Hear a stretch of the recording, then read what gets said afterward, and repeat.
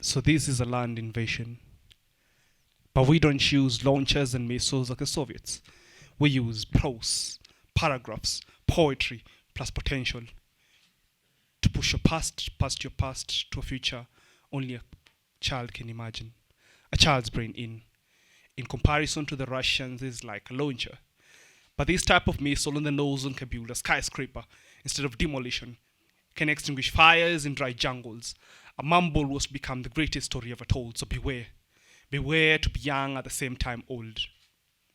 The child is brought up in principle in the household of the king of the northern tribe. To follow your father's orders as well as your king's is not to ask. It's obligation, it's royalty, it's loyalty. The people's king is to be bowed before, for he is said to be chosen by a higher being, bigger than us, bigger than himself. So the child is to fear nothing but fear itself.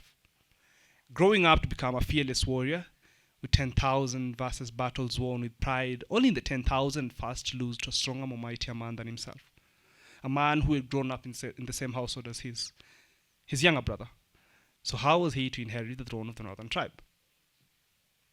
Angry and furious, he tries to grab his father's title by force, tearing everything down only to show more weakness in his father's eyes. Angry and ashamed, he is banished. Filled with guilt and shame, as they see with Moses and the Israelites, they part ways only for death to bring them back together.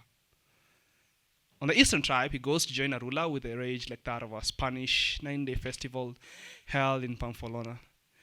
Rage that is only part to calmness by the sight of blood. You know, like Adolf Hitler and the Holocaust. After years of service, he is accorded a title, Commander in Chief. Now compromised, the child is forced to take from his people, to take their land, to take their homes, to take all that is to be taken as his word of the king, the ruler of the northern tribe. On a horse's back with only one mission. Bring me back the head of the king of the northern tribe, and I promise you, you'll rule over our land. My master, my liege, we have done as you asked. Their heads are all on silver platters. They knew their fate by rebellion. We are a force not to counter with, but if you do, you are to die by the sword, in front of men, women, and children, that they too may know your wrath, your path, your thunder, that they are subservient of every word out of your tongue. The child knows what he had done. He had exchanged one dear thing, only for one materialistic other.